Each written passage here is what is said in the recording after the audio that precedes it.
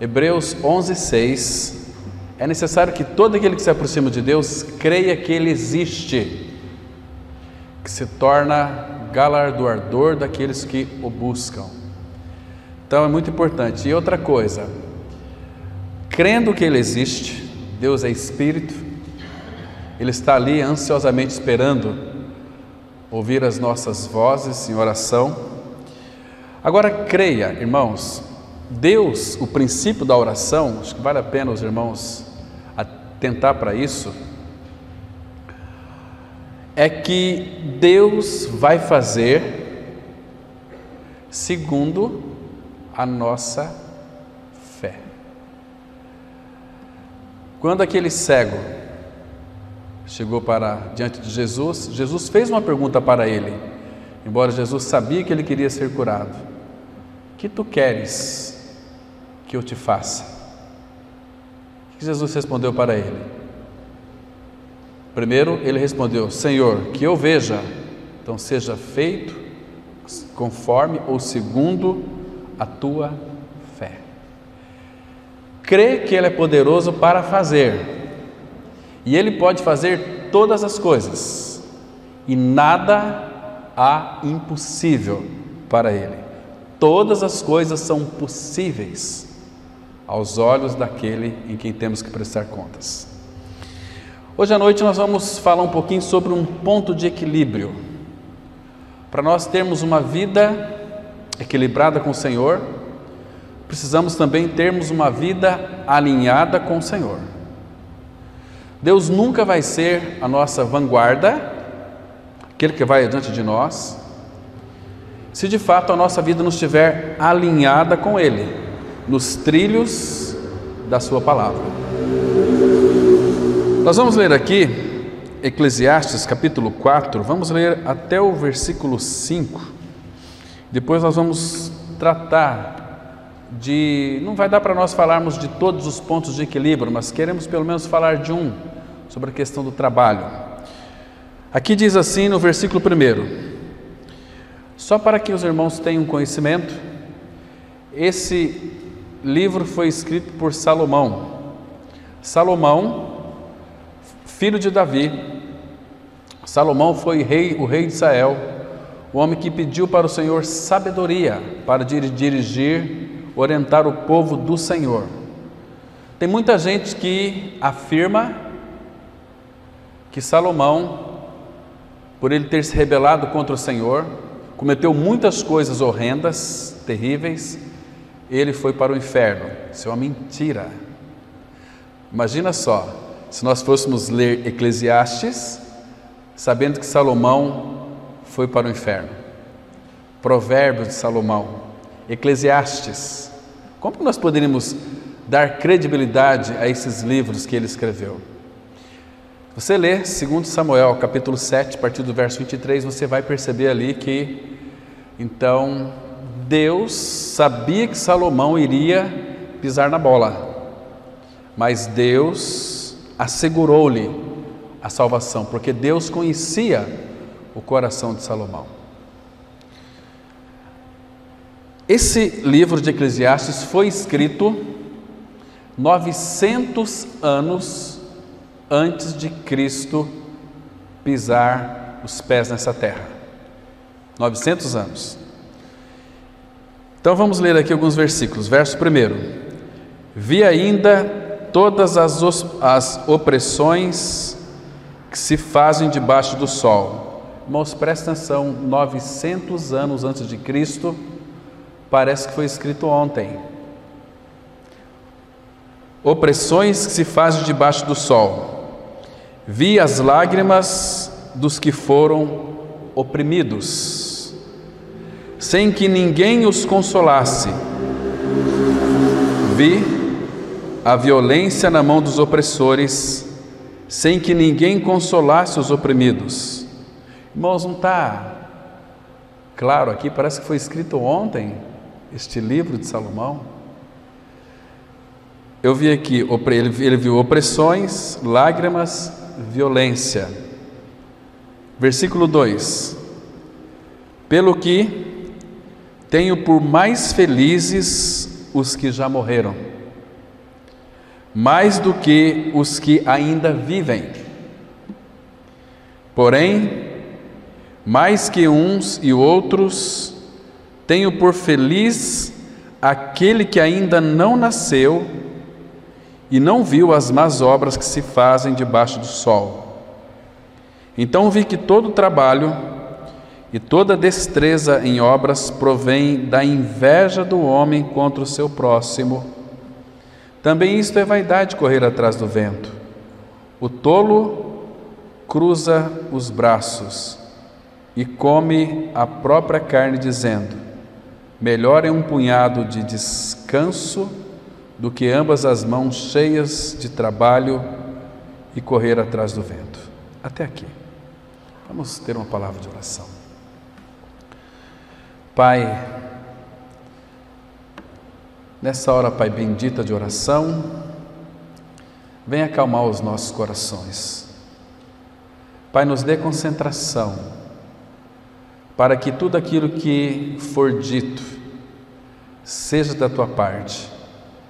Nós estamos entregues em Tuas mãos, com temor e tremor, mas também, por outro lado, com muita gratidão no nosso coração, porque quando nós lemos as Escrituras, é o Teu falar.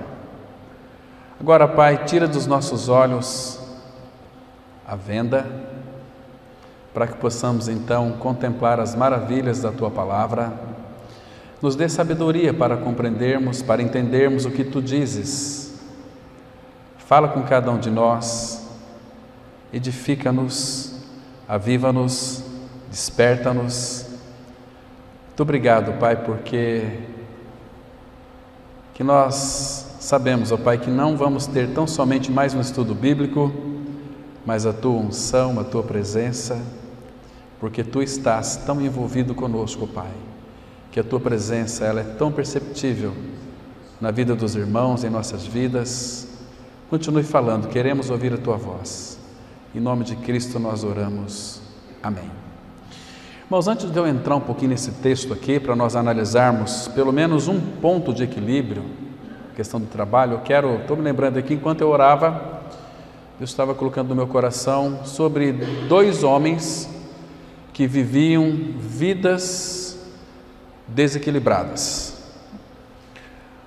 Uma vida desequilibrada, é claro que se essa pessoa de fato creu, ela ainda pode ter uma vida desequilibrada, mas o Senhor vai então equilibrar essa vida.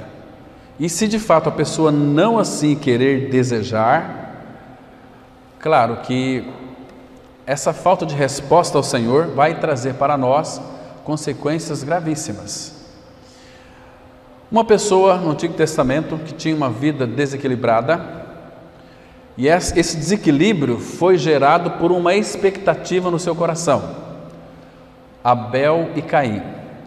Abel tinha uma vida equilibrada porque ele respondia aquilo que seus pais transmitiram para ele.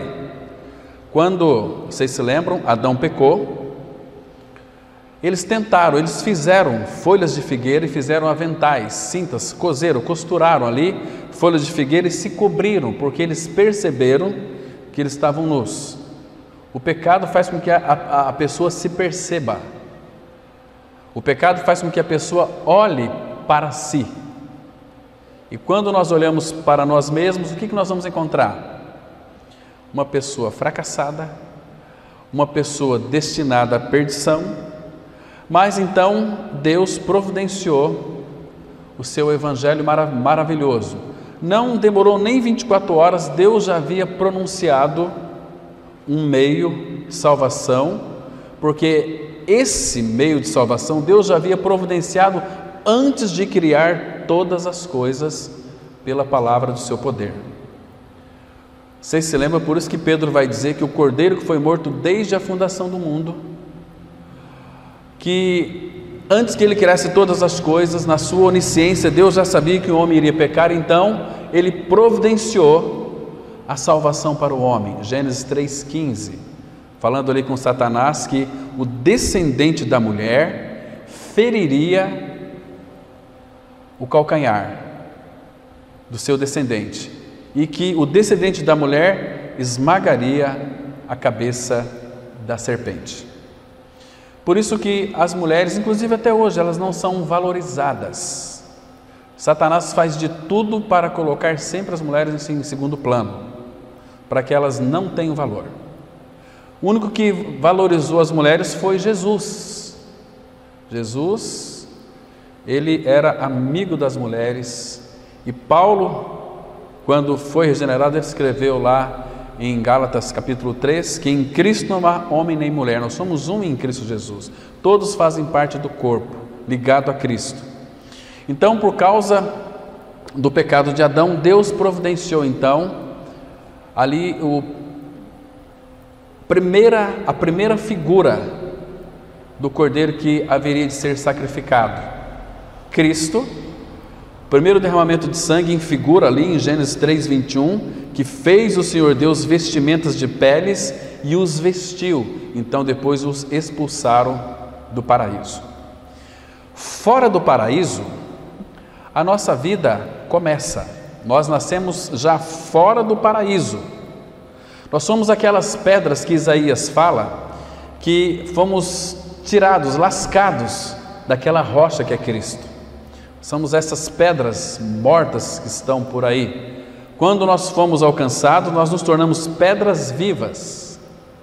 Elas são vivas porque, de fato, Ele colocou uma vida em nós, que é o seu amado Filho Jesus Cristo.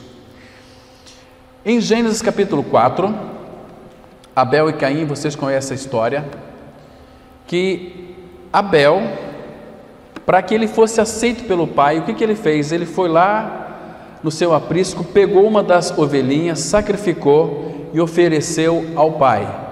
E a Bíblia diz que Deus aceitou Abel e a sua oferta. Caim tinha uma visão um pouco desalinhada. Caim, ele gerou uma expectativa porque provavelmente era um homem muito trabalhador.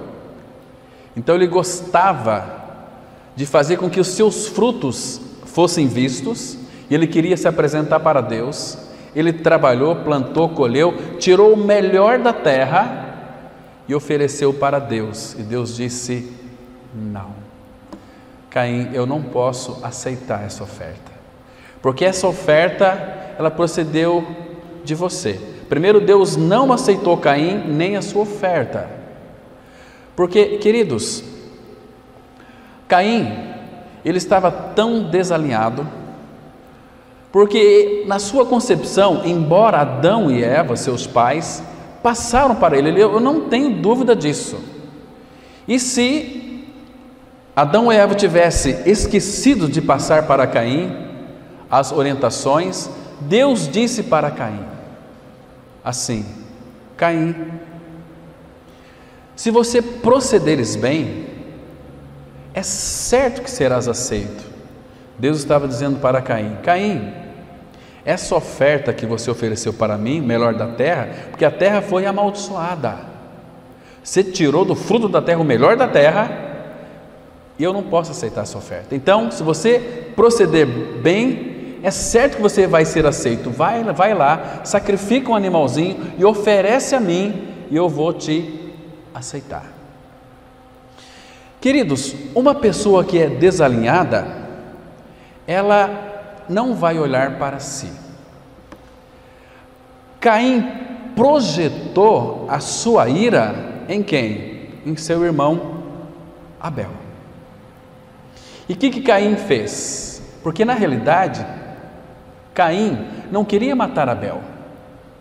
Caim queria matar a Deus, mas não tinha lógica dele matar a Deus. Então eu vou matar aquele que ele aceitou. E a palavra fala que Caim chamou Abel e disse o seguinte: vamos para o campo. E foram para o campo. Aqui nós temos que tirar uma lição muito importante. Queridos, muito cuidado em andar com pessoas desalinhadas, porque elas vão te matar. Se você está alinhado com o Senhor, você está mantendo uma vida equilibrada com o Senhor, não ande com pessoas desalinhadas, que não estão centradas na pessoa de Cristo. Elas vão te matar. Abel estava alinhado com o Senhor, Então Caim falou: vamos ao campo, e foram para lá juntos. Então aqui temos que tirar uma lição muito importante. Aqui há um desequilíbrio. Aqueles que de fato não têm uma visão adequada da pessoa de Cristo são pessoas desequilibradas. Tanto é que no meio evangélico nós vemos, irmãos, tantos absurdos que são cometidos em nome do Pai. As pessoas, irmãos, infelizmente, não estou aqui, entenda, não estou querendo ser crítico com essas pessoas, muito pelo contrário, falo com muita dor no meu coração. O desalinho é tanto, que como pode uma pessoa frequentar reuniões, ler Bíblia, e quando você faz uma simples pergunta, se de fato ela tem convicção, certeza da salvação, elas não têm uma resposta adequada. E quando você fala que o único caminho é Cristo crucificado, isto vai gerar ira na vida delas. Por isso, irmãos, que quem irá perseguir os verdadeiros cristãos? Não são o mundo, são os evangélicos, são os crentes. Os evangélicos perseguem os filhos de Deus em Cristo Jesus. E muito cuidado, irmãos, para não andar com pessoas desalinhadas, porque uma pessoa desalinhada, é interessante que Caim ouviu a voz de Deus, como muitos estão ouvindo o evangelho da graça que os liberta do pecado, mas a questão é, eles não querem. Porque, queridos, a única maneira adequada de se crer em Jesus Cristo é o que está escrito lá em João 3,14, que Jesus disse assim: e do modo por que Moisés levantou a serpente no deserto, assim importa que o Filho do Homem seja levantado, para que todo que nele crê tenha vida eterna. Quando Jesus foi levantado da terra, a palavra fala, nós cantamos aqui, que ele nos atraiu a todos. A obra de Cristo na cruz foi para todos. 1 João 2,2 fala que ele é a propiciação pelos nossos pecados, não somente dos nossos, mas também pelo do mundo inteiro. Então, a obra na cruz, a propiciação que Cristo realizou, foi para todos, mas nós sabemos que nem todos irão crer. Nós sabemos que o amor de Cristo nos constrange, que um morreu por todos, logo todos morreram. O todos que morreram é os que creram, que foram atraídos. Porque, irmãos, quando Jesus Cristo, lá em João capítulo 8, ele disse ali uma coisa muito interessante. Ele disse assim para os judeus que haviam crido nele. João, a partir do capítulo 8, a partir do verso 31 em diante. Jesus disse aos judeus que haviam crido nele: se vocês conhecerem a verdade libertará vocês. Conhecereis a verdade e a verdade vos libertará. Jesus estava dizendo aos judeus que haviam crido nele: se vocês conhecerem a verdade vai libertar vocês. Sabe qual foi a resposta deles? Nós nunca fomos escravos de ninguém. Como dizes tu, sereis livres? Então são pessoas que creram, mas descreram. Porque quando são confrontados com a verdade da palavra de Deus, eles retrocedem. Quando o evangelho da graça, porque, queridos, sem a obra na cruz, não há como um ser humano, um pecador, ser salvo. Quando Jesus Cristo disse lá em Mateus, capítulo 16, a partir do versículo 25, ele começou a mostrar aos seus discípulos que era necessário ir para Jerusalém, sofrer muitas coisas, ser crucificado e morto e ressuscitar ao terceiro dia. Pedro chamou Jesus à parte e disse o seguinte, na sua autocomiseração: Senhor, isto de modo nenhum te acontecerá. Lembra que Jesus Cristo disse para ele: para trás de mim, Satanás, porque não cogitas das coisas de Deus, e sim das dos homens. Queridos, Jesus falou da cruz, Pedro disse não. Para trás de mim, Satanás. O apóstolo Paulo, escrevendo para Timóteo, ele advertiu ali Timóteo, também a nós, sobre doutrina e ensino de demônios. O que é a doutrina e ensino de demônios? É um atalho que as pessoas pegam para chegar até Deus sem passar pela obra na cruz, como fizeram os filisteus. Os filisteus, quando o povo de Israel chegou em Canaã, quem que já estava lá? Os filisteus, os anaquins. Mas como que eles chegaram por lá? Eles cortaram um atalho. Mas Deus fez com que Israel fosse pelo Mar Vermelho, figura do batismo, e pelo Jordão, que significa morte, uma descida para entrar em Canaã. Não há outro caminho, irmãos. Todos aqueles filisteus pereceram, e eles sempre foram grandes inimigos do cristianismo. E qual é o grande inimigo do cristianismo hoje? O John MacArthur conta uma história muito interessante, dizendo que eles estavam lendo de um avião que ia para a França numa conferência muito famosa. Naquele avião, eles fretaram, tinha 150 pastores.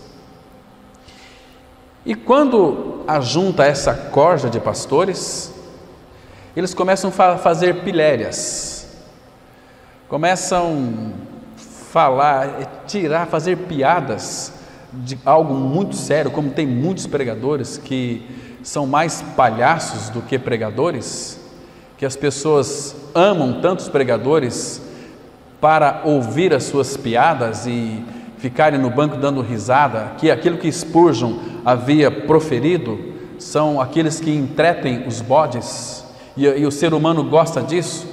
É melhor ir numa igreja evangélica, como disse um amigo meu, eu não assisto mais programa humorístico, eu assisto programas evangélicos para me dar risada. Que lástima, meus irmãos.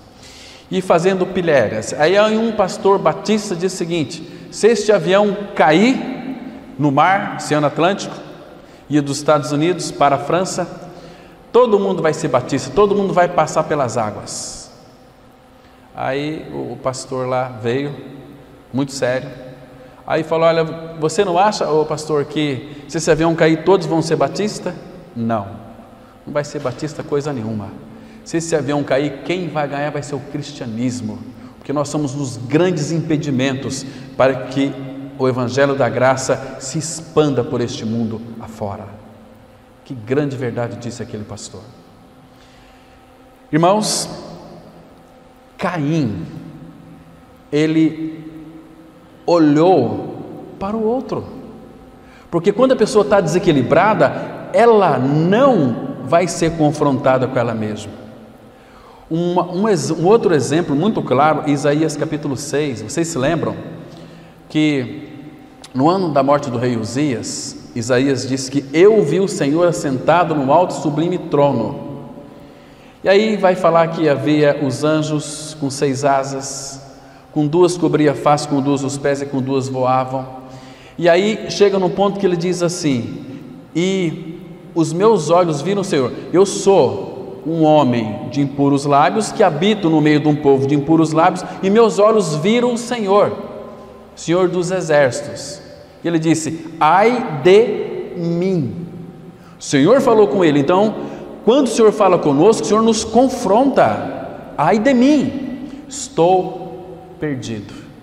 Então, queridos, Jesus veio buscar e salvar o que se havia perdido. Caim, quando Deus foi falar com ele não olhou para ele olhou para Abel. Estão me compreendendo? Desalinhado. Agora, Isaías não. A palavra fala que o anjo foi lá, tirou do altar, fala da cruz, uma brasa viva com uma tenaz tocou seus lábios e a sua iniquidade foi tirada. Aí então ouviu-se aquela voz. Depois que a iniquidade foi tirada, aí claro que aquele conselho eterno, Isaías estava prefigurando ali a voz do Filho, porque Deus disse assim: a quem eu enviarei? E quem há de ir por nós?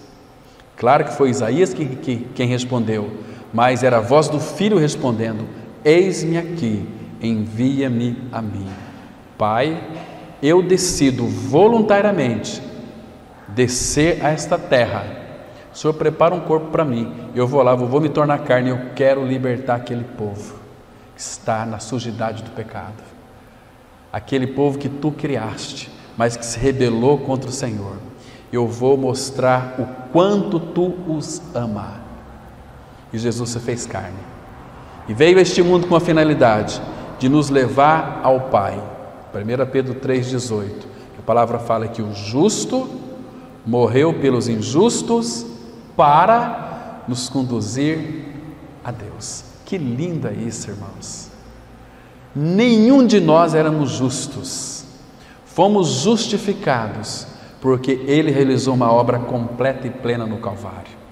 A palavra fala que aquele que está morto, justificado está do pecado, Romanos 6,7. Vimos hoje pela manhã, Romanos 4,25, que Jesus ressuscitou, Ele foi entregue por causa das nossas transgressões e ressuscitou por causa da nossa justificação. Então, como podemos ter certeza que somos justificados? Jesus Cristo ressuscitou, e nós dissemos hoje pela manhã que a ressurreição de Cristo é o amém para todas as promessas de Deus. E não para por aqui. Efésios 2,6 fala que e juntamente com Ele nos ressuscitou e nos fez assentar nos lugares celestiais em Cristo Jesus. Irmãos, que segurança o nosso amado Senhor nos dá para nós. Existe amor maior do que esse? Não existe, irmãos. Ele nos amou até a morte, e é na morte de Cristo que Ele nos alcançou na nossa morte, porque nós estávamos espiritualmente mortos. Efésios 2,1 diz assim: Ele vos deu vida, estando vós mortos. Então Jesus foi obediente até a morte, porque é na morte que nós estávamos, e Ele foi até a morte.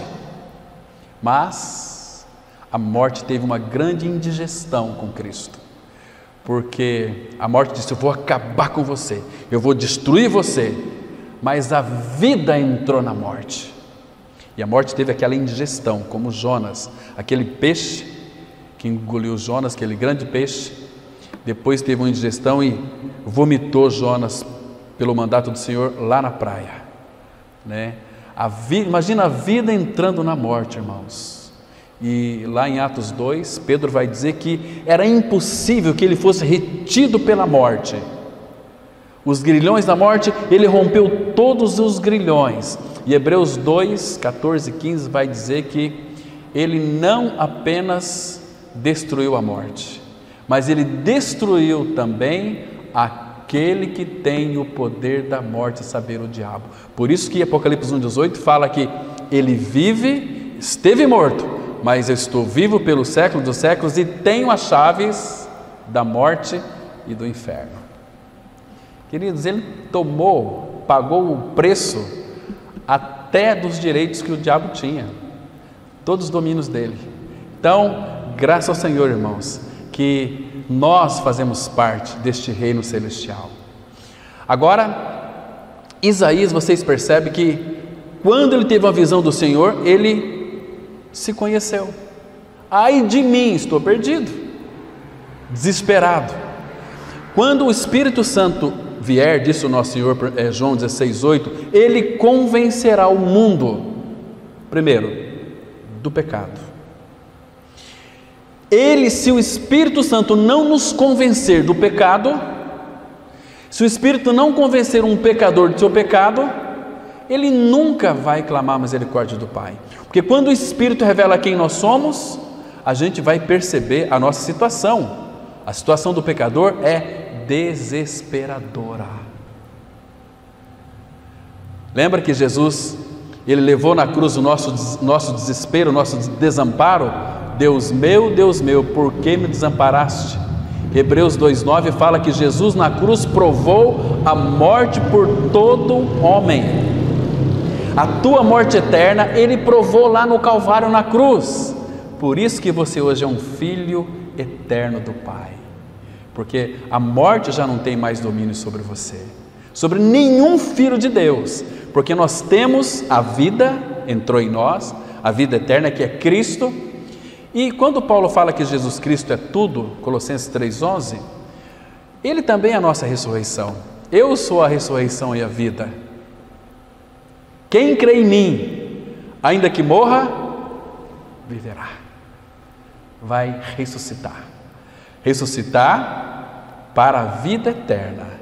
Porque nós descemos com Cristo para a sepultura. Não há o que temer nada, meus irmãos. Esse tempo atrás eu fui muito edificado. O irmão Valdir trouxe uma ministração tão graciosa para o meu coração, onde ele fez aquela comparação. Até nós falamos no rádio essa semana, me lembrei desse estudo.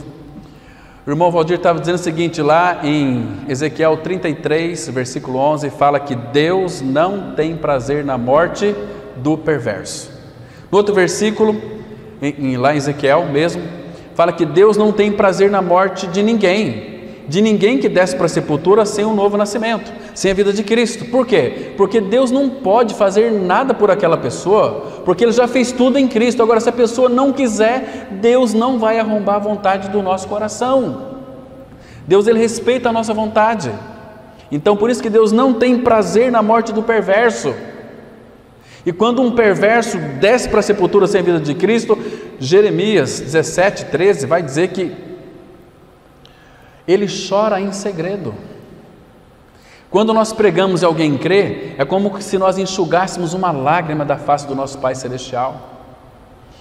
O irmão Valdir disse que Deus não tem prazer na morte do perverso, mas se você nasceu de novo, se você morreu com Cristo, ressuscitou com Cristo, Cristo é a sua vida, não é você aceitar Jesus, meu irmão, é você crer que você morreu e ressuscitou como está escrito.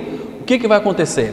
Se você desce para a sepultura, no Salmo 116, versículo 15, a palavra de Deus diz assim: preciosa é aos olhos do Senhor a morte dos seus santos. Preciosa é aos olhos do Senhor a morte dos seus santos. Por que é preciosa aos olhos do Senhor? Sabe por quê? Esses dias eu estava orando e falei: Pai, por que a nossa morte é tão preciosa aos teus olhos? A resposta foi assim: filho, você não sabe a saudade que eu tenho de você. Ele está em nós é pela fé. Ele é a fé está em nós. Nós estamos nele pela fé, mas ele anseia por um relacionamento onde nós podemos contemplar aquele que tem as mãos furadas, o lado furado, os pés furados. As marcas de Cristo nós vamos contemplar. Eu creio que nós vamos chorar muito, mas uma alegria nas bodas do Cordeiro, naquela grande ceia. Ele vai nos dar lugar à mesa. E quem vai estar conosco naquela mesa, irmãos? Quer saber quem que vai estar conosco lá naquela mesa? Abre em Mateus. Só estou introduzindo para depois nós entrarmos no estudo aqui. Mateus capítulo 8, versículo 11. Olha que preciosidade. Mateus 8, versículo 11. A palavra do Senhor, ela diz assim, Mateus 8:11. Aqui Jesus está dizendo: digo-vos que muitos virão do Oriente e do Ocidente. Então, irmãos, aqui nós sabemos que temos irmãos lá no Oriente e os irmãos aqui do Ocidente também. Muitos virão do Oriente e do Ocidente e tomarão lugares à mesa com Abraão, Isaque e Jacó no reino dos céus. Então, antes de entrarmos para a eternidade, ali, claro que nós já somos eternos a partir do momento que nós cremos no Senhor. Jesus disse em João 10, 28, eu lhes dou a vida eterna, jamais perecerão. Querido, nós jamais iremos perecer, porque Ele nos deu a vida eterna, uma vida indissolúvel, uma vida que é eterna. O que é a vida eterna? Qual que é a definição de uma vida eterna? Uma vez o nosso irmão Mário estava ministrando aqui e ele fez uma ilustração muito preciosa. Ele disse assim: vida eterna, vamos imaginar o planeta Terra. A extensão territorial é muito grande, mas ele incluiu também as águas dos mares, o planeta Terra. Vamos imaginar uma pedra bem grande em cima do planeta Terra. Eternidade é que todas as vezes vem lá um bem-te-vi, afia seu biquinho e voa. Quando ele cabaça a pedra inteira, começa a eternidade. É para todo sempre, pelos séculos dos séculos dos séculos, para todo sempre. Estão me compreendendo? Então aqui, Já pensou, irmãos? Nós não somos merecedores disso, mas Ele quis, pela graça, que você pudesse então crer. Queridos, a partir daqui nós temos que ter uma vida equilibrada diante do nosso Senhor. Agora, irmãos, vamos adentrar aqui no estudo de Eclesiastes capítulo 8. Vamos ver alguns pontos de equilíbrio aqui, meus irmãos. Vamos ver especificamente a questão do trabalho. Eu sei que todos aqui nesta noite desejam uma vida tranquila, uma vida equilibrada. Quero falar bem devagarinho para que você compreenda, que você entenda. Então, como é possível nós alcançarmos uma vida de equilíbrio e tranquilidade neste mundo tão barulhento, neste mundo tão agitado? Será que nós podemos ter uma vida equilibrada, uma vida tranquila, uma vida sossegada? Claro que há essa possibilidade. Claro que há essa possibilidade. Então, como alcançar aqui um ponto de equilíbrio em nosso, vamos colocar, talvez nos agita bastante. Como alcançar uma vida de equilíbrio e tranquila no nosso trabalho? Então vamos ler aqui o versículo 5. Aqui está o seguinte, olha, 8, versículo, capítulo 4, né? Versículo 5, que diz assim, olha: o tolo cruza os braços e come a própria carne. Então, queridos, como ter uma vida equilibrada? Em primeiro lugar, não cruze os braços. A gente vai ver esse ponto de equilíbrio aqui agora. Não fique de braços cruzados, né? Você se lembra de Gênesis capítulo 2, versículo 8? Vamos dar um pulinho lá, rapidinho. Gênesis capítulo 2, versículo 8. Então, fique com essa palavrinha na sua mente aí, não cruze os braços. A palavra diz assim, veja que coisa interessante aqui. Gênesis 2, 8. Aqui o pecado não havia entrado no mundo ainda. E plantou o Senhor Deus um jardim no Éden, na direção do Oriente, pôs nele o homem que havia tomado. Quem plantou o jardim foi Deus. Quem colocou o homem no jardim foi Deus. Agora, olha o versículo 15 desse mesmo capítulo. Tomou, pois, o Senhor Deus ao homem e o colocou no jardim do Éden para o cultivar e o guardar. Muito bem. Vocês sabiam aqui, irmãos, tem uma lição implícita profundíssima. A criação de Deus, toda a criação de Deus, Ele confiou a nós toda a responsabilidade. Cultivar e guardar. Claro que nós temos todo o auxílio dele. Muitos não dependem do Senhor, cruzam os braços, né, no seu cultivo. Então fiz uma plantação de milho, de soja, o meu gado aí está com pasto bom, não está chovendo, então eu tenho os mecanismos para fazer com que as coisas prosperem. Queridos, não muito tempo atrás, mesmo as pessoas que não conheciam o Senhor, mas tinham um temor de Deus, quando eles plantavam e não choviam, o que eles faziam? Eles rezavam, eles oravam da maneira deles e Deus derramava as chuvas. Porque quando Deus criou todas as coisas, o desejo do Pai foi para que eu e você nós guardássemos e cultivássemos, ou em outra palavra, que nós fôssemos o mordomos de todas as coisas que Deus criou. Se você ler Gênesis capítulo 37 em diante, a história de José, Potifar, quando ele comprou José, trouxe José para sua casa. Interessante que tudo que José colocava a mão, Deus fazia prosperar, porque Deus era com José. Então, já que ele viu que Deus era com ele, tudo que ele colocava a mão prosperava, o que Potifar fez? Colocou José como administrador de tudo que ele tinha, seus campos, tudo. E Deus abençoou os campos por causa de José. José era um filho de Deus que guardava e também cultivava. Agora, meus queridos irmãos, o trabalho, aqui então fica muito claro para nós, se você ler depois do capítulo 3, que entrou o pecado no mundo, vamos ler aqui o versículo, quando fala aqui, do suor do teu rosto comerás. Vamos ler esse versículo aqui, muito interessante, o versículo 19. Gênesis 3:19. Deus disse aqui, o pecado já havia entrado no mundo. Deus disse para Adão: no suor do rosto comerás o teu pão, até que tornes a terra, pois dela foste formado, porque tu és pó e ao pó tornarás. Muito bem. Queridos, isso significa que trabalho não é maldição. Trabalho é uma bênção. Agora, tem muitos que preferem cruzar os braços.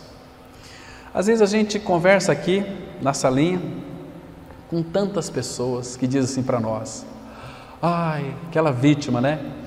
Sabe? Ai, eu faço tanto para Deus, eu oro tanto, eu leio tanta Bíblia. Você sabe que lá no meu trabalho, eu tinha um trabalho ali de liderança, eu fui tirado e entrou uma outra pessoa no meu lugar. Ai, eu acho que Deus muitas vezes parece que Ele não me ama. Não é que não ama, é que Deus colocou ali uma pessoa que era preparada, uma pessoa que estudou. Por que aquela pessoa entrou lá e eu não? Porque ela está preparada. Talvez você não, porque na época de você estudar, ralar, você cruzou seus braços, você perdeu o equilíbrio, você preferiu, ao invés de estudar, ficar curtindo as baladas, os divertimentos com seus amigos, com suas amigas, e aquela pessoa estava lá lutando, estudando, trabalhando, porque todo estudante, ele é um solitário ativo, diferente dos alunos. Os alunos são um coletivo passivo, o professor ensina e eles estão ali aprendendo para tirar nota, para passar de ano. Agora o aluno não, saiu ali do colégio, ele vai para casa estudar, ele vai ralar. Então essas pessoas, irmãos, que têm grandes oportunidades, ainda mais se ela for um filho, uma filha de Deus em Cristo Jesus, ela se prepara, se estiver preparado, Deus escancara as portas. Irmãos, quantos engenheiros são colocados hoje, cada ano que passa, no mercado de trabalho? A grande maioria estão todos desempregados. Mas os filhos de Deus não ficam muito tempo desempregados. Deus sempre abre as portas. Seja advogado, seja... Olha, tem tantos exemplos aqui que eu não quero citar exemplos, porque senão não é o nosso objetivo. Temos que falar de fato da pessoa e a obra de Cristo. Mas, queridos, não cruzar os braços. Você cruza o braço, fica igual aquele desenho. Porque ele, eu, não eu. Olha, vai lá no Nordeste, dá uma volta por lá. Por que aquele povo é tão pobre? É um povo querido. Os povos que lá trabalham avidamente, um povo que depende do Senhor e trabalha, são pessoas muito bem sucedidas. Mas a grande maioria, não é só no Nordeste, em todos os lugares, tem pessoas muito preguiçosas. E às vezes elas se encostam atrás da Bíblia, né? Às vezes, quantas pessoas vieram falar para a gente: sabe, às vezes aquele meu patrão me mandou embora, e ele não sabe o que ele perdeu. Eu sou um crente em Cristo. Se é um crente em Cristo, amém, mas um crente em Cristo vai trabalhar. Um crente em Cristo, quando ele está trabalhando naquele local, ele trabalha como que fosse para o Senhor e não para ele mesmo. Agora, muitos são uns crentes religiosos safados que encostam naquela empresa atrás de emprego para receber teu salário, mas não querem trabalhar. Vivem uma vida de miseráveis. Terrível, irmão. cruza os braços, um pouco para dormir, um pouco para tosquenejar. E assim a miséria vai entrando na vida deles. Isso de fato é terrível. Abra lá em Efésios capítulo 6. Vamos observar aqui, irmãos, que coisa preciosa quando nós trabalhamos no nosso dia a dia. Nós trabalhamos para Deus, para Cristo, servindo a Cristo. Pessoas falam assim: eu sirvo a Cristo lá na minha igreja. E no seu lar você não serve a Cristo? E no seu trabalho você não serve a Cristo? Não, eu sirvo a Deus lá na minha igreja. Que na minha igreja? Não tem minha igreja. Ninguém é dono de igreja. Dono da igreja é o Senhor. Nós somos o povo dele, nós somos a igreja. Aqui, Efésios 6, versículo 5, a Bíblia diz assim: quanto a vós outros, servos, obedecei a vosso Senhor, aqui, minúsculo, patrão, segundo a carne, com temor e tremor, na sinceridade do vosso coração, como a Cristo, não servindo à vista, como para agradar a homens, mas como servos de Cristo, fazendo de coração a vontade de Deus, servindo de boa vontade, como ao Senhor e não como a homens, certos de que cada um, se fizer alguma coisa boa, receberá isto outra vez do Senhor, quer seja servo, quer livre. Está vendo aqui? Então, nós servimos o Senhor aonde? Onde? No nosso trabalho. Seja ali no teu colégio, seja ali, qualquer tipo de trabalho que você faz, você está servindo a quem? A Cristo. Então você já parou para pensar que tipo de trabalho deve ser o nosso? Como que nós servimos a Cristo quando estamos lavando o banheiro? Quando estamos lavando louça? Quando estamos ali no nosso trabalho, carregando cimento, tijolos, uma série de coisas? Não é assim? É a Cristo Senhor a quem está servindo. Quando nós temos essa consciência, irmãos, como deve ser o nosso serviço? Porque tem muitos que trabalham à vista. O chefe está olhando, estou trabalhando, parou, então eu vou cruzar os braços. É uma pessoa totalmente desequilibrada no seu trabalho. Então, no nosso trabalho, nós servimos ao nosso bendito Senhor. Então, observa como deve ser o nosso serviço, irmãos. Aí sim, nós devemos dar o máximo, porque é para Ele, e não para o homem. O homem é apenas um administrador daquilo que o Senhor colocou em suas mãos, mas nós servimos ao nosso amado Senhor. Então, amados, nós somos responsáveis por toda a criação de Deus. Ele nos colocou aqui, neste mundo, para nós cultivar e guardar. Mas eu não trabalho na fazenda. Mas você pode orar pela fazenda, para que Deus mande chuva, para que Deus abençoe a produção. Irmãos, ou vocês não creem que Deus pode mandar a chuva? Claro que pode. Então, eu não tenho fazenda, não sou funcionário de fazendeiro, mas o que eu posso fazer então? É orar, porque eu sei que tem muitos irmãos que têm propriedades e precisam da nossa cooperação, orando por eles. Irmãos, dá um pulinho rapidinho lá para o Salmo 65. Deixa eu ler aqui alguns versículos bem rapidamente. Salmo 65, a partir do versículo 9. Porque Deus quer trabalhar conosco. Tudo que nós ligarmos aqui será ligado lá. Tudo que é desligado aqui é desligado lá também. Agora, Salmo 65, versículo 9, diz assim a palavra. Olha só. Esse tu aqui é Deus. Tu visitas a terra e a regas. Tu a enriqueces copiosamente. Os ribeiros de Deus são abundantes de água. Preparas o cereal.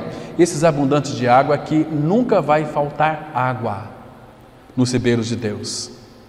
Preparas o cereal, porque para isso a dispões. O 10. Regando-lhes os sulcos, aplanando-lhe as leivas, tu a amoleces com chuviscos e lhe abençoas a produção. Coroas o ano da tua bondade, as tuas pegadas destilam fartura, destilam sobre as pastagens do deserto, e de júbilo se revestem os outeiros. Os campos cobrem-se de rebanhos, e os vales vestem-se de espigas, exultam de alegria e cantam. Queridos, Deus quer fazer isso com a nossa cooperação. Não vai chover tal determinado dia. Tem um amigo nosso, irmão nosso, fala que existe o Deus da terra também, né? Que a questão essa tecnologia aí das previsões do tempo, né? Não, isso é bom. Deus deu sabedoria aos homens através do satélite detectar, mas às vezes isso não funciona, porque de repente vai chover só o mês que vem e o irmãozinho lá está orando: Senhor, abençoa a minha produção, Senhor, eu plantei, Senhor, não deixa eu ficar frustrado, abençoa com as tuas chuvas. E aí Deus abençoa, abre as comportas do céu e derrama as chuvas, e é chuviscos para amolecer a terra. Já pensou você planta um milho, precisa de chuva, você ora ao Pai, e de repente à noite você escuta uns trovões, e aquela chuvinha bem serôdia, serena, tranquila, a terra fica bem encharcada. Irmão, isso é bênção do Senhor. Ou você crê que Deus não pode fazer isso? Claro que Ele pode, mas nós temos que orar ao Senhor, buscar Ele. Irmãos, porque o que nós temos quando nós cremos em Cristo? A palavra fala lá em Romanos 8, versículo 16, diz assim: e porque vós sois filhos, enviou Deus aos vossos corações o Espírito do seu Filho. Se somos filhos, somos também herdeiros, herdeiros de Deus e co-herdeiros de Cristo. Somos herdeiros de Deus. Então, tudo, o apóstolo Paulo diz, tudo é vosso. Tudo Deus colocou em nossas mãos para nós guardarmos e cultivarmos. Você tem pensado nisso, irmão? Às vezes nós ficamos preocupados com tantas coisas, né? Com a nossa promoção. Ai, quem sabe Deus me dá uma promoção ali? Não, começa a trabalhar bico calado, porque aquilo que a você concerne, Salmo 118 vai dizer o seguinte: aquilo que a mim me concerne, Deus o Pai vai levar a bom termo. Aquilo que é teu ninguém vai tirar, mas se você negligenciar, aquilo nunca vai chegar em tuas mãos. Então nós temos responsabilidade, irmãos. Deus é soberano, mas a soberania dele não anula a responsabilidade humana. Nós somos responsáveis diante do nosso Pai Celestial, né? Então, queridos, outra coisa também que faz com que muitos vão perder o equilíbrio. Primeiro ponto é: não podemos cruzar os braços. Segundo ponto também não é trabalhar demais.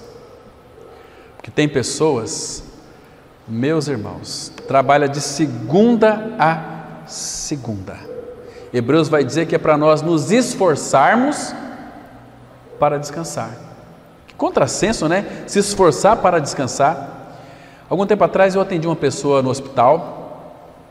Ela tinha caído de um galpão lá e machucado e ferido, e naquela ansiedade: eu deixei tudo lá para poder fazer, eu tenho que trabalhar, Falei: meu amigo, calma, Deus colocou o senhor aqui na cama de costas para o senhor olhar para cima. O senhor está trabalhando demais. Eu já falei para ele aí, pastor, ele trabalha demais, ele nem come direito. Hoje os executivos e os profissionais de muitas camadas, os avarentos, eles não têm tempo nem para comer. Percebe? Não tem tempo nem para comer. Os Estados Unidos está vindo uma geração de obesos. A maioria só come lanche, batatinha frita com aqueles hambúrguer, aquela coisa toda. Estão ficando todos salientes, obesos. Não tem tempo para comer, fazer um lanchinho rapidinho aqui. Queridos, não existe coisa mais gostosa do mundo: você sentar na sua casa, aquela refeição muito gostosa, e você agradecer o Pai pelo alimento, e você desfrutar daquele pão que foi colocado em sua mesa, bem devagarinho, comendo, saboreando aqui uma alface, um bife com cebola, ou sei lá, aquilo que você gosta ou não, né? Mas comer com tempo. E aí muitos, né, dão aquela cochiladinha e vai para o trabalho renovado. O trabalho vai render, o trabalho vai prosperar, o nome de Cristo vai ser glorificado em nossas vidas, mas nós precisamos de trabalhar, trabalhar, trabalhar. Olha aqui o Salmo 127. Salmo 127, versículo 2 apenas. A Bíblia, ela mostra aqui algo muito interessante. Salmo 127, versículo 2. Olha que coisa mais interessante. Inútil vos será levantar de madrugada, repousar tarde, comer o pão que penosamente granjeastes. Aos seus amados ele o dá enquanto dorme. Inútil é você levantar de madrugada, repousar tarde e comer o pão que penosamente granjeaste. E compensa isso? Não compensa. Agora, aos seus amados, ele o dá enquanto dorme. Queridos, trabalho demais é algo terrível, a pessoa fica tão cansada. Esses dias, conversando com uma pessoa, ela disse assim, pessoa cristã: olha, eu não consigo ler mais a Bíblia, eu ando muito cansado. Às vezes, final de semana, sábado, para mim ler a Bíblia, eu tenho que pegar um jornal, ler o jornal, aí me dá vontade de ler a Bíblia, eu leio um pouquinho. Meu Deus, isso aqui é confusão, que falta de desequilíbrio, uma vida totalmente desequilibrada espiritualmente, consequentemente, as outras coisas também estão nesse mesmo patamar. É incrível, irmãos, estou falando de coisas muito práticas relacionadas à nossa vida, né? É a questão da avareza. Precisamos lembra daquela parábola que Jesus contou lá em Lucas 12, daquele fazendeiro, que ele fez uma grande colheita. Que farei agora? Já sei, vou derrubar esses celeiros, construir novos e maiores, colocar todo o depósito. Agora vou dizer para minha alma: come e dorme, você tem agora para gozar de muitos anos. Louco! O que tu tens preparado? Se você te chamar hoje, o que tu tens preparado, para quem será? Para quem será? Louco. Pessoas que às vezes trabalham porque tem que comprar uma casa. Querido, não se preocupe em comprar casa não. Tem uns pregadores da prosperidade que falam o seguinte, que todo filho de Deus tem que ser próspero, tem que ter uma casa. Onde é que está escrito isso? Paulo, ele escreve assim, lá em 1 Timóteo 6, tendo sustento e com que nos vestir, estejamos com isso contentes. Tendo sustento. Mas você não tem uma casa? Queridos, quem diz que precisa de ter uma casa? Você vai pagar aluguel uma vida inteira? Sim, o Senhor vai me dar o dinheiro para mim pagar o aluguel uma vida inteira. Agora, se você tem dinheiro e puder comprar uma casa, compre uma casa. Pode comprar uma casa. Mas tem muitos que acham que tem que comprar. Tem muitos porque o filho de fulano de tal faz escola particular, o meu filho também tem que fazer, porque nós somos da mesma comunidade. O que vão pensar de mim? Aí a pessoa entra às 7 horas da manhã, sai 7 horas da noite, faz um biquinho à noite, está aí, não sabe por que tem pressão alta, não sabe por que anda doente, porque tem uma série de doenças. Trabalho demais. Podemos ter extremos, tem que ser a medida certa. Ponto de equilíbrio. Equilíbrio. Já estou terminando. Abra em Lucas capítulo 5, versículo 5. Lucas 5, verso 5. A palavra, ela mostra aqui sobre esses pescadores profissionais. Olha aqui, quando Jesus mandou eles lançar a rede para pescar. Veja a resposta aqui de Pedro. Respondeu-lhe Simão, Lucas 5:5. Mestre, havendo trabalhado toda a noite, nada apanhamos, mas sob a tua palavra lançarei as redes. Queridos, aqui tem uma lição preciosa. Eu não vou ter tempo para a gente dissecar mais esse texto aqui, mas quero dizer o seguinte: eles trabalharam a noite inteira pescando e não pescaram nada. Quando eles chegaram na praia, o Senhor disse para eles: olha, Pedro, lance a rede do lado direito. O mar era para lá, a praia estava bem pertinho. Lança a rede da banda de cá. Acho que ele pensou assim: esse homem está louco, trabalhando a noite inteira, lançar a rede aqui. Mas olha aqui: mas sob a tua palavra lançarei as redes. E o que foi que aconteceu? Como que João coloca? Fala que eles pescaram 153 grandes peixes, chamaram os outros para ajudar e a rede quase rasgou. Separou aqueles 153 peixes. E Jesus, veja o que Jesus Cristo fez com eles. Jesus perguntou para eles: vocês têm alguma coisa para comer? Jesus já tinha preparado um braseiro, lá em João capítulo 21. Tem aí alguma coisa para comerdes? Prometo que é o último texto, irmãos. Abra lá em João capítulo 21. É o mesmo texto, mas aqui coloca de uma forma tão graciosa. Veja o que o nosso Senhor fez para eles aqui. João capítulo 21, né? Claro que depois que Jesus morreu, Pedro disse no versículo 3 que ele iria pescar, né? E interessante, irmãos, que aqui Jesus ele diz assim, olha, versículo 5, perguntou-lhe Jesus: filhos, tendes aí alguma coisa de comer? Responderam-lhe: não. Então lhes disse: lançai as redes à direita do barco e achareis. Assim fizeram e já não podiam puxar a rede, tão grande era a quantidade de peixes. Aquele discípulo a quem Jesus amava disse a Pedro: é o Senhor. Simão Pedro, ouvindo que era o Senhor, cingiu-se com a sua veste, porque se havia despido, e lançou-se no mar. Mas os outros discípulos vieram no barquinho puxando a rede com os peixes, porque não estavam distantes da terra, senão quase 200 côvados.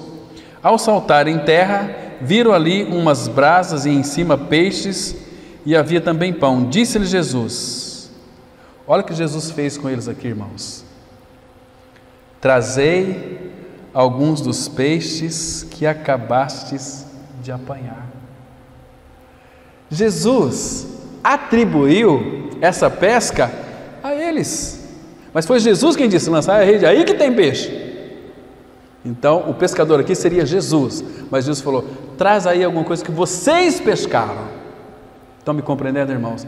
Quando nós fazemos na dependência de Cristo, não há peso, mas sempre vai haver um equilíbrio. Não vai haver trabalho demais, não vai haver cruzar os braços. O Senhor, irmãos, Ele sempre vai trazer ordenanças para nós. Ele sempre vai apontar para nós o caminho, sempre vai nos instruir, sempre vai nos orientar, sempre vai nos aconselhar, mas nós estamos que estar afinados com Ele, comunhão com Ele. Se não tiver em comunhão com Ele, a nossa vida será uma vida desequilibrada. Às vezes nós queremos fazer isso sem consultar o Senhor. Vamos fazer aquilo. Quem que mandou? O Senhor que mandou? Mas precisa fazer. Vamos fazer. E aí tem frustrações. Vamos esperar nele.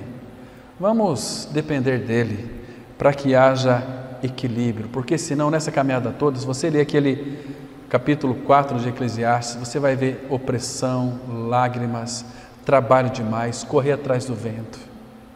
Uma coisa só é necessária: aprender do Senhor, buscar o Senhor, viver na dependência do Senhor.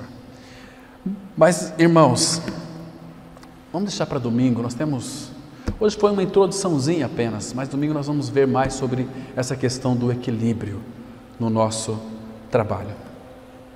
Vamos orar. Pai, graças te damos, porque Tu és aquele que não traz peso para nós e também muitas vezes não alivia a carga. O Senhor nos dá a medida certa, Pai. Nos fazes enxergar o Teu trabalhar em nossas vidas no presente. Às vezes nós ficamos tão encantados com os irmãos do passado, como eles foram usados, Pai, mas não permita que nossos olhos fiquem lá atrás, pois se nós ficarmos contemplando lá atrás, nós não vamos ver o que o Senhor está fazendo no presente. Abra os nossos olhos para que possamos ver, abra os nossos ouvidos para que possamos ouvir a Tua voz e seguir as Tuas orientações, porque Tu, ó Pai, tem um prazer muito grande em nos orientar e nos aconselhar. Pai, nós começamos a semana hoje e ela está diante do Senhor. Abençoa, Pai, os 7 dias dessa semana. Vá adiante, seja a nossa retaguarda. Pai, Tu és aquele que nos abençoa de uma forma exorbitante, extraordinária. Todas as bênçãos estão em Cristo. Pai, Cristo é a nossa vida, Pai. Que nós sejamos bênçãos na vida daqueles que estão desequilibrados. Faça isso em nós, Pai, por misericórdia. Em nome de Cristo nós oramos. Amém.